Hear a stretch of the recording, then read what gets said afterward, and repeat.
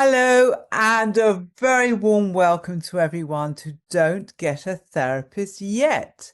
Today, we're talking about worrying, that mental habit where your brain spins through what if this and what if that and what if scenarios, usually at the worst possible times, bedtime, the school run, or right before an important meeting. So, if you've ever thought, why is it that I just can't switch my mind off? You're not broken. Your brain is doing a very human thing. The trick is learn how to respond to worry in a way that helps it rather than feeds it. So we're going to start by defining what is worry. So in psychological terms, worry is defined as a stream of thoughts and mental images that feel negative, repetitive, and hard to control, often focused on outcomes which you know are uncertain. So it's your mind trying to problem solve the future, but without the actual information you need. Hard, absolutely hard.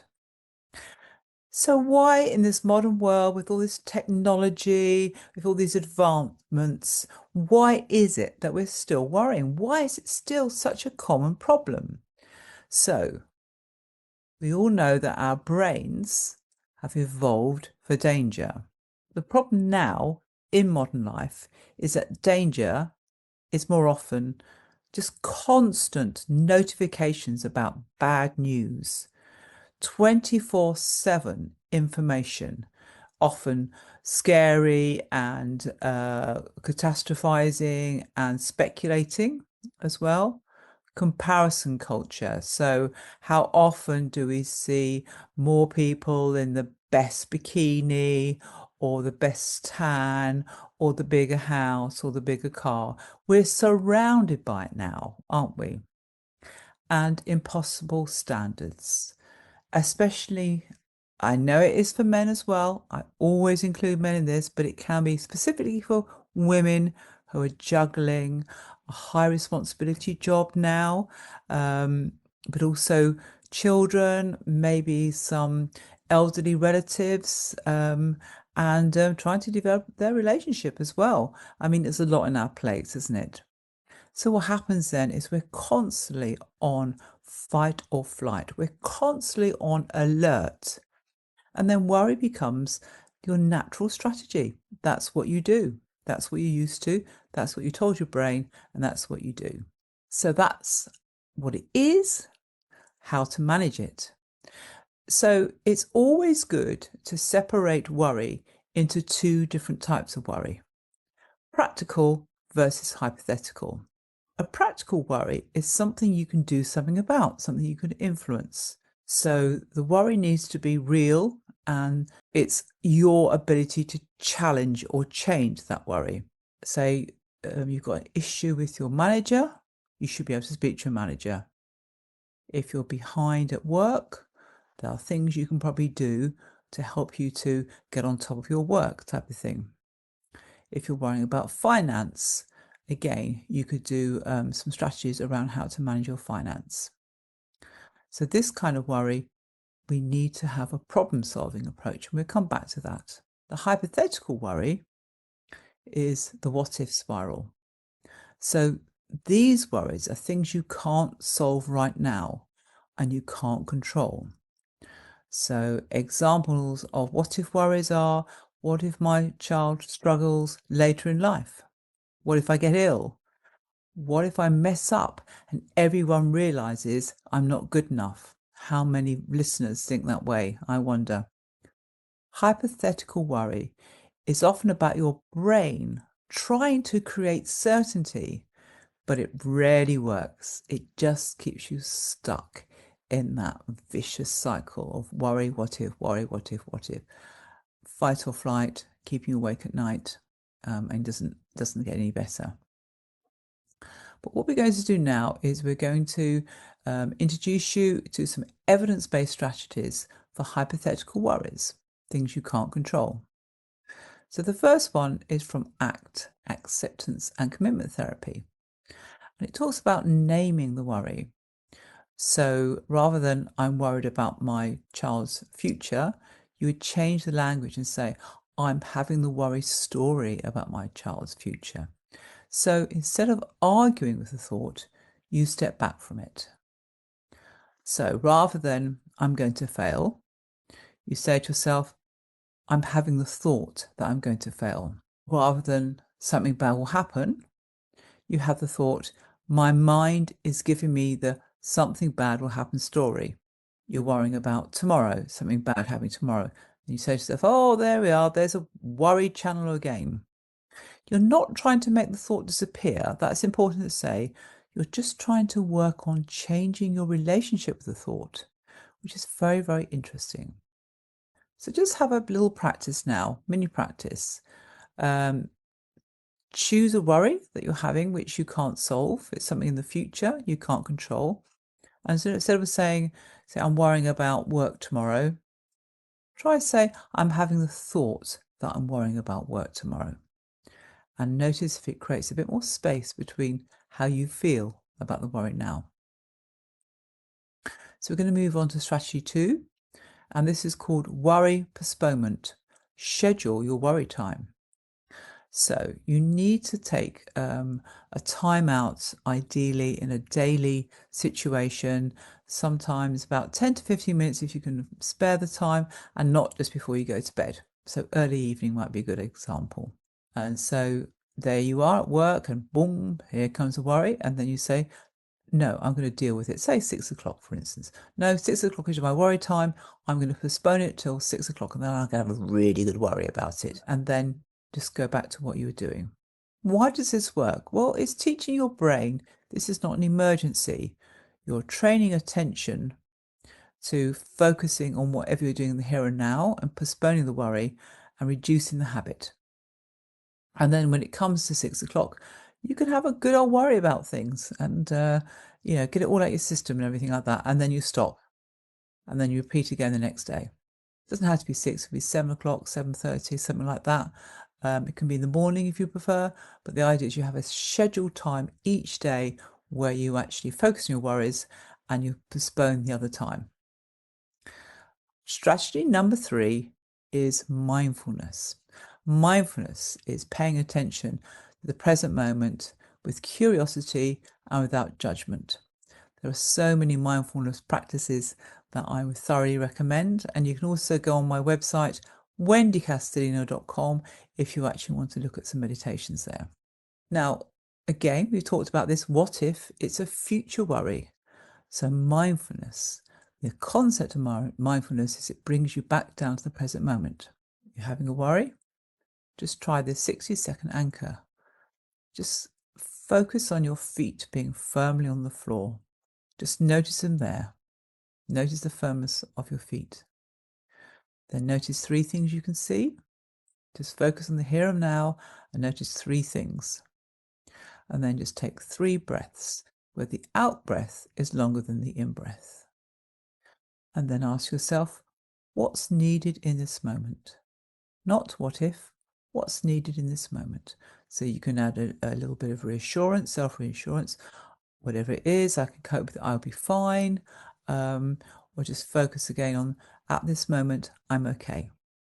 See how that one works for you as well. Strategy 4, Dialectical Behavior Therapy. This comes from calm the body first, because you can't think of your way out of threat mode. So your body, when it's worrying, is in threat mode. So when your body is in threat mode, your mind produces more catastrophic thoughts. So we turn it around and we calm the body first. This one is quite a quick and easy one to do. Paced breathing. Again, slowing it down. Out breath longer than in breath. And just focusing on your breathing.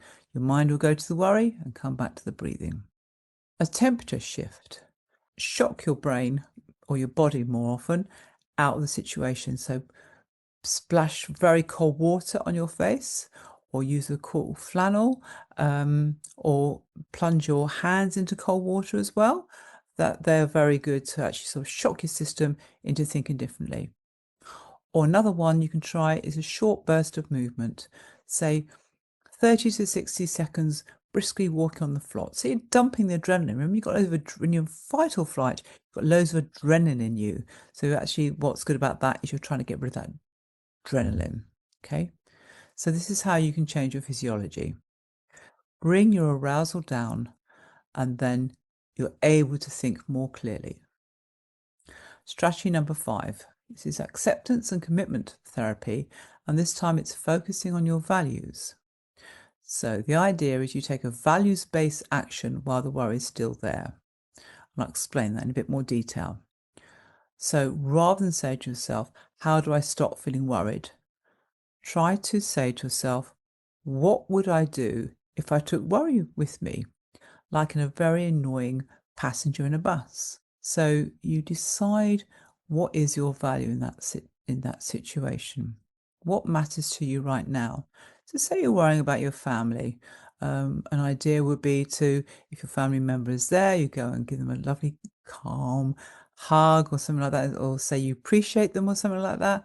Maybe if they're far away, you can also send them a text or a WhatsApp message or something like that, so that you're focusing on showing the person that you care about, that they matter to you, that they're important to you as well. Maybe you're worrying about a friend. Maybe you're worrying about a friend not liking you. Okay, so what can you do about that? Okay, my value is I value my friendships. I value people around me. Therefore, I'm going to show my friend that I care. Okay, so you do an action based on caring for your friend. And again, you might say, so you do want to meet up for coffee or something like that.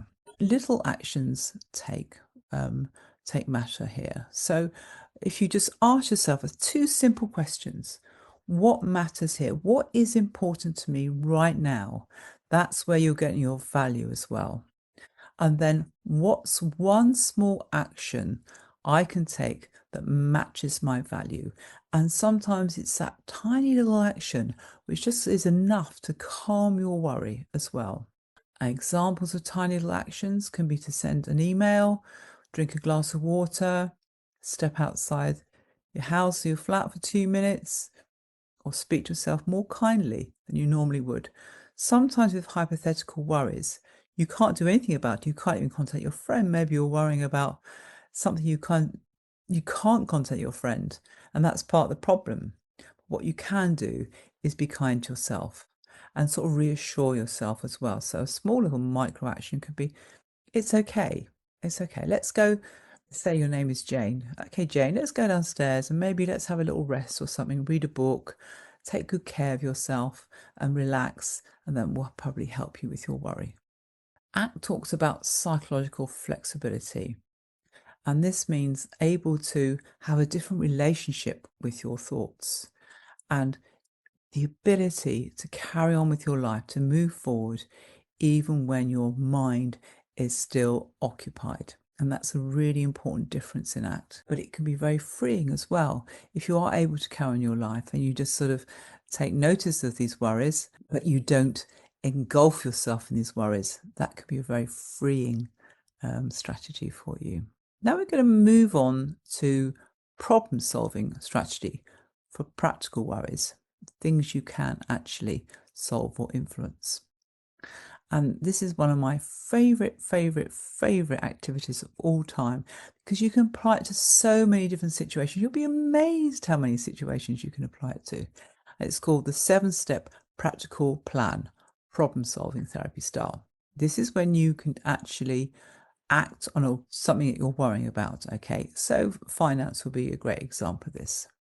So define the problem clearly in one sentence. Say, I can't afford to pay my bills. Set your goal. What would be good enough to look like? So how can I find £50? Brainstorm options. And the brainstorming process is really important, because this is with brainstorming, you can have some very wild and wacky ideas and you put them all down, whether they're, almost sound impossible or a bit silly, because it's amazing what can actually come out with ideas that might be out of the normal way of thinking, but it can actually lead you to a better idea as well. So don't be frightened to put down wild and wacky ideas. And then you can pick the best option, most doable. It doesn't have to be perfect. And you can actually pick several options here as well. There might be 2 or 3 things you can do. And then you break it into steps. The first tiny step you can do, a short one, ideally only taking 10 minutes. And then do the step if you can as soon as possible, and then review and adjust what worked, and then what's my next step as well. So say it is, you're trying to find £50. You could perhaps, one idea is you could defer a payment of some kind. You could perhaps ask if you can delay it for a month. Okay, so that actually gives you the money right now, and it gives you a bit more time, say a month, to actually look at your budget and make some adjustments as well, and see if you can sort of save some money or make some more money as well. Again, what it does, it calms down your nervous system. If there is a plan, you don't need to worry endlessly. Worry is often your brain begging for structure. So as soon as you've got that structure down, with my clients, we quite often write things down, and there's a step-by-step approach. And there's a reason for that, because it actually makes it feel as though it's more controllable, it's more doable. You can see it for what it is. You can see it in clear writing, and they're the things that you need to work on. So just a quick recap. If it's hypothetical or uncontrollable, name the worry story. That comes from ACT. Postpone worry to a set time, cognitive behavior therapy, and that can be in the evening for 10 to 15 minutes, or it can be in the morning. Focus on the present moment, which is mindfulness, or calm the body first, and that comes from dialectical behavior therapy. And the last one is thinking more about what's important to you, what your values, and carry the worry with you. But eventually, the more you actually start acting and just notice the worry, the less it's going to bother you. Again, if it's practical and you can change things, use a problem-solving 7-step plan. If you just take one thing away, let it be this. Worry is not a proof that something bad will happen. It's often more likely that your brain is tired, overloaded, and craving certainty. You don't have to win an argument with your mind. You just need a better response than spiraling. I hope you find that useful. I hope you can take away some steps. Again, if you go to my website, wendycastelino.com, you'll find loads of strategies on there. You'll find a mindfulness course on there, and ways to manage your stress. There's a few ebooks on there, all designed to be short and easy to follow. So thank you for listening today. And whatever you do, don't worry.